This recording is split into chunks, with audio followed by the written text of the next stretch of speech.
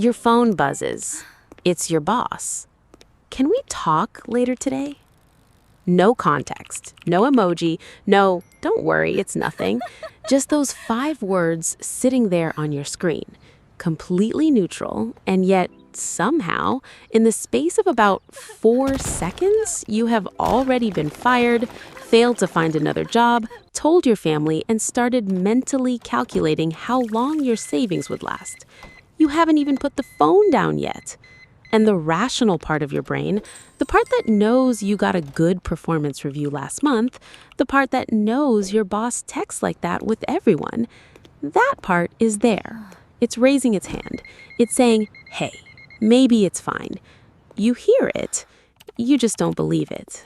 So you spend the next 3 hours doing your job with half your brain, while the other half quietly runs every version of the worst-case scenario in the background. And when your boss finally calls and says she just wants to reschedule a meeting, you feel relief for about 11 seconds. Then you move on to the next thing. There's always a next thing.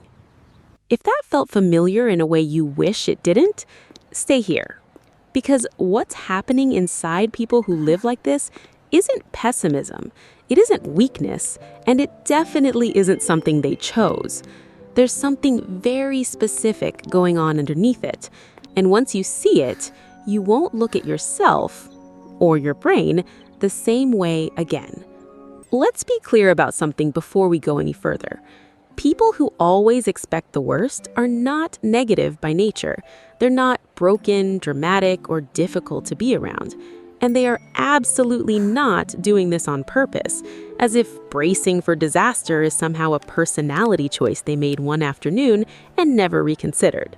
Most of them would give anything to just not do this, to read a neutral text and feel nothing, to get good news and let themselves have it, to stop waiting for the other shoe to drop when the first shoe hasn't even moved. That's not weakness. That's a mind that learned something, somewhere, and is still running on that lesson, whether it applies anymore or not. There's a big difference between being a pessimist and being a person whose nervous system was trained to scan for danger. And this is the second one. Here's what's actually happening in your brain.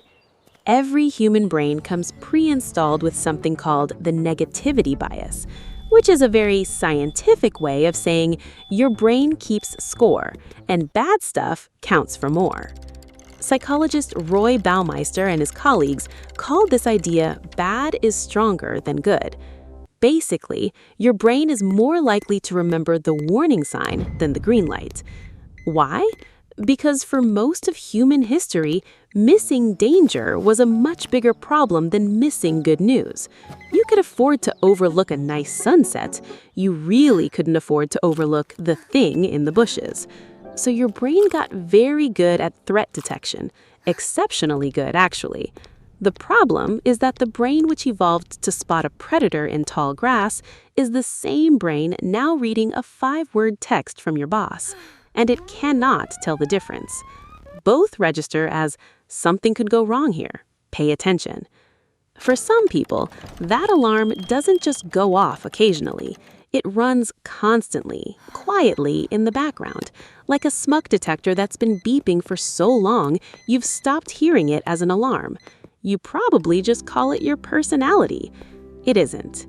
It's a setting, and settings have histories. There's something else worth understanding, and it has to do with what expecting the worst actually does for you. Because it does do something. It gives your brain the illusion of being prepared. Psychologist Julie Norem spent years studying what she called defensive pessimism, and what she found quietly flips the script on everything we assume about worry. Expecting bad outcomes isn't just fear. For a lot of people, it's a coping strategy that works in the short term. If you've already imagined the worst, you can't be blindsided by it. You've pre-grieved it, you've prepared, and in that preparation, there's a kind of control. Is it always accurate? No. Is it always necessary? Also no. But it feels safer than hoping. And that's the trap. Because there's a particular kind of person for whom hope has, at some point, been the more dangerous option, who learned through experience and not theory that letting yourself believe things would be okay made the crash worse when they weren't.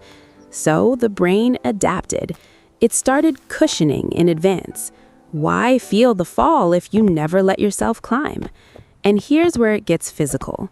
Because this isn't just a thinking pattern, it lives in your body too.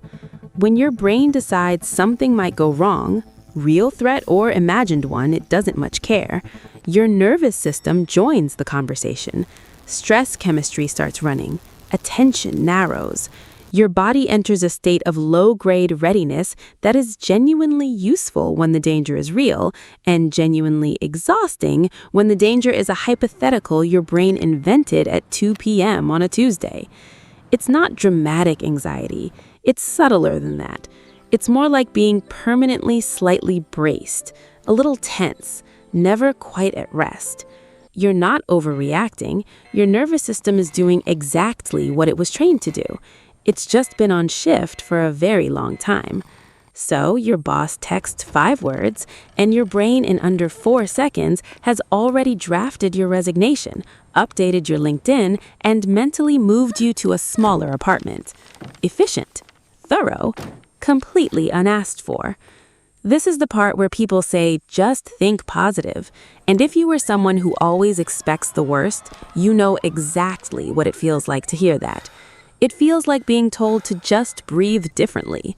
Technically possible, deeply unhelpful. Your brain is not being irrational. It is being extremely rational, based on a set of rules it wrote a long time ago in a different situation for a very good reason. It is doing its job. It is protecting you. It is just protecting you from things that mostly aren't happening. And the funniest part? When nothing bad happens, when the text was nothing, when the thing you dreaded turned out fine, you don't get relief. You get 11 seconds of quiet, and then your brain finds something else. Because the job is never finished. There is always another bush. There might be another lion. Here's the part that actually matters. Expecting the worst isn't a character flaw. It's a scar that learned to think. Sound familiar? The people who live like this, constantly bracing, rarely relaxing into good news, are almost never the people who have had it easy. They're the ones who, at some point, trusted that things would be okay and found out they weren't.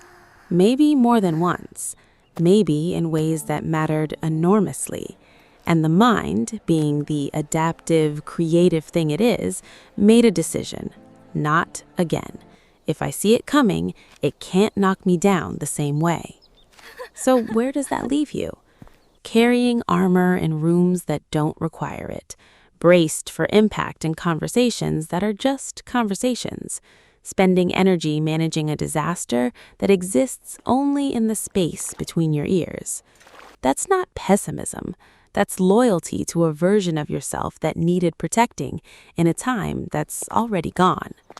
The expecting isn't the problem. The expecting made sense once. But here's the thing. The fact that your brain still runs this scan, constantly, automatically, without being asked, isn't evidence that the world is dangerous. It's evidence that you've been alert for a very long time, without anyone telling you it was okay to stand down. You can. Not all at once, not by deciding to think positive, but slowly, in the small moments when nothing bad happens and you let yourself notice that. Actually notice it, not just move on to the next thing. The worst doesn't always come. Sometimes, more often than your brain reports, everything is just fine. If this felt familiar, I hope it helped you see yourself with a little less judgment and a lot more understanding. These patterns show up in a lot of people who have spent years assuming it was just who they are. It isn't. It's what they learned. And learned things, unlike personalities, can actually be worked with. If you want to keep going down this rabbit hole, there's more on the channel. Same tone, no homework, no worksheets, no try this 5-step morning routine. Just patterns that explain why you are the way you are, explained in a way that finally makes them make sense. Drop a comment if this one was a little too accurate. Even just a yep. It's oddly comforting to find out how many people are out there quietly drafting their own resignation letters over a calendar invite. Subscribe if you're not already. New videos go up regularly, and they're all built for that moment when something clicks into place and you think, oh, so it wasn't just me. See you in the next one.